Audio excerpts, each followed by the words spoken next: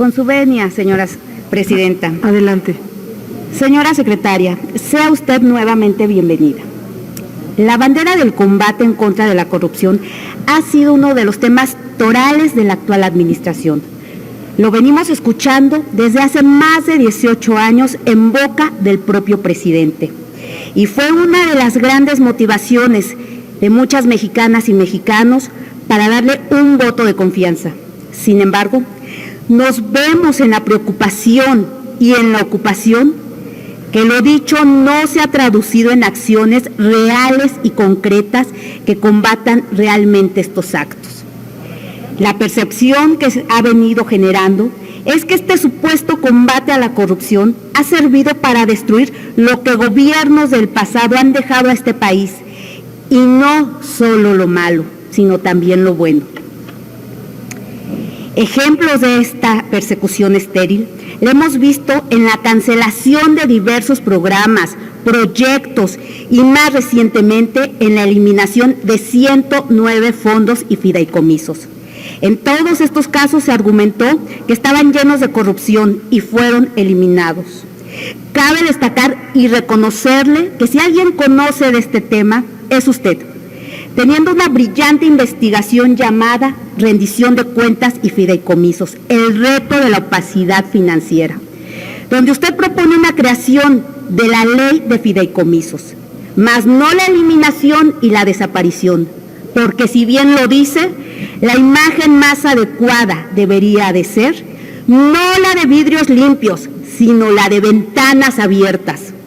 Es por ello que durante la comparecencia del año pasado se le cuestionó también sobre el número de funcionarios públicos sancionados en actos de corrupción y denunciados en el programa de estancias infantiles y en el caso de la construcción del Naim. Su respuesta entonces fue, y cito textualmente, la Secretaría de la Función Pública no tuvo intervención de forma directa en la normativa que se emitió respecto al tema de guarderías. La función pública no tiene propiamente facultades para determinar el destino del presupuesto, por lo que evadió darnos las respuestas, aunque seguido a ello mencionó. Pero sí tenemos, obviamente, capacidades, facultades de investigación para los presuntos desvíos o elementos de corrupción que pueden estar vinculados a las políticas sociales. Por ello le pregunto, ¿qué resultados se han obtenido de la investigación de los presuntos actos de corrupción en el programa de estancias infantiles, en la construcción del extinto Naim? ¿Cuántos funcionarios públicos de alto nivel han sido sancionados y cuántos procesos existen por esta causa? Asimismo, Movimiento Ciudadano presentó en el mes de julio una denuncia ciudadana por responsabilidad administrativa ante la Secretaría de la Función Pública contra el subsecretario de Salud, Hugo López-Gatell, por negligencia, falta de transparencia y omisiones durante el manejo de la pandemia. ¿Cuáles son los avances que se tienen en la investigación por la denuncia que presentamos en contra del doctor Hugo López-Gatell? Por sus respuestas, gracias, señora secretaria.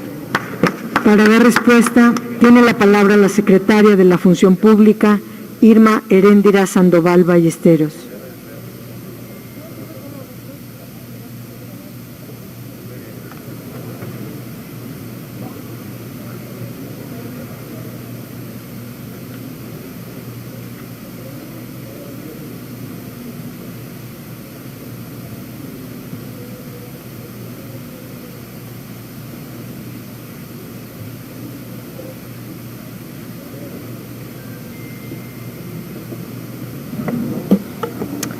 Muchas gracias a la diputada Ruth Salinas por sus preguntas, sus señalamientos y sus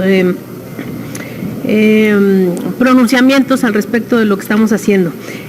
Quisiera, precisamente en relación a lo que ella y los otros diputados han señalado al respecto de las adjudicaciones directas, en donde reitero una vez más que una servidora y la Secretaría de la Función Pública a nivel institucional prefieren los mecanismos competitivos, pero también entiende los contextos necesarios de urgencia para asignar por vía de la adjudicación directa, pues las compras emergentes, urgentes, para enfrentar la pandemia, y sin embargo, al mismo tiempo estamos con todo el compromiso de seguir fiscalizando, controlando y auditando y castigando a los que se aprovechen de estas necesidades tan importantes, estas necesidades de la emergencia. Los números de contratos por adjudicación directa, aún con todo esto, aún con que sí reconocemos que se han tenido que dar adjudicaciones directas por la pandemia, aún con ello, los números de contratos por adjudicación directa han crecido mucho menos que con el gobierno anterior. En comparación del mismo periodo en 2019, la adjudicación directa bajó en un 31% respecto a las adjudicaciones directas que se dieron durante 2018, el último año del presidente Peña Nieto.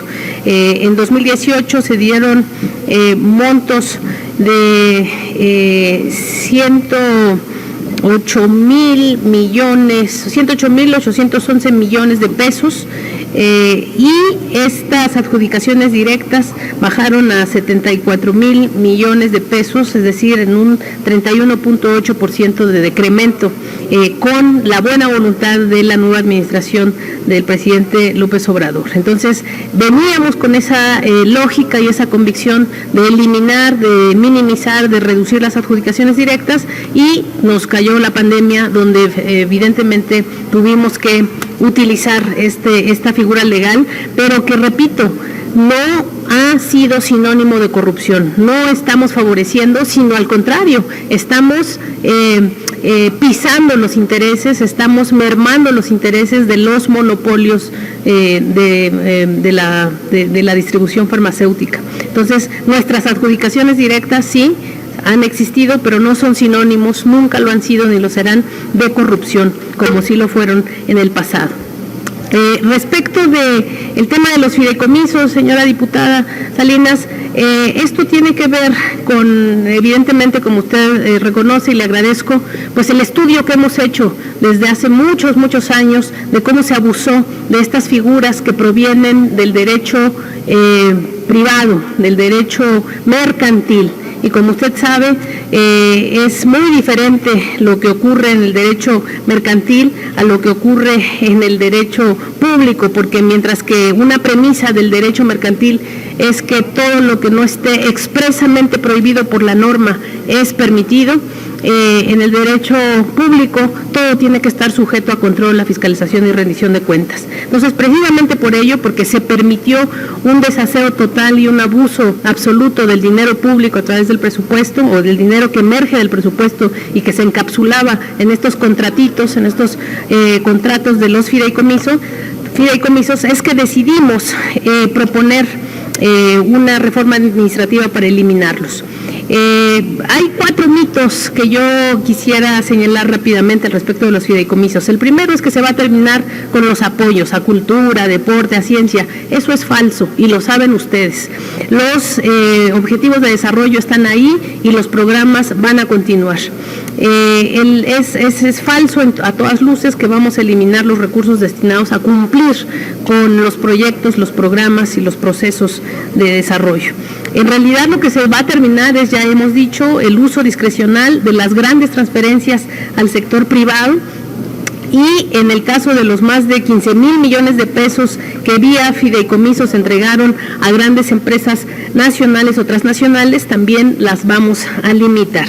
El segundo gran mito de los asuntos de los fideicomisos es que ya no habrá dinero para los rubros tradicionalmente financiados a través de los fideicomisos.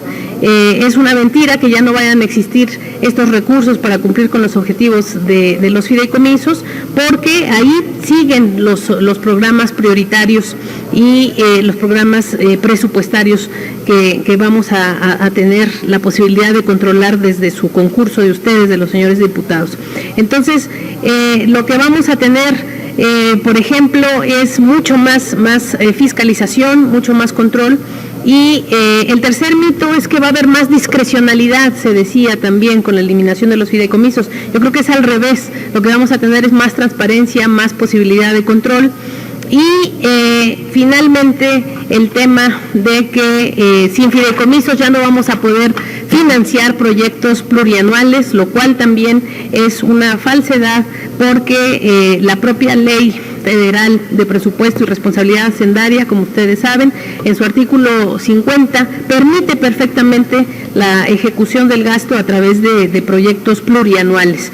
Lo único es que exige que haya evidentemente mucha motivación, que estén plenamente fundados, motivados, ampliamente justificados para que estos proyectos plurianuales puedan seguir su curso durante el tiempo necesario para dar solución a los objetos de estos programas presupuestarios plurianuales. Por su atención y disculpen la extensión, muchas gracias. Gracias. En el uso de la palabra para réplica, la diputada Ruth Salinas Reyes.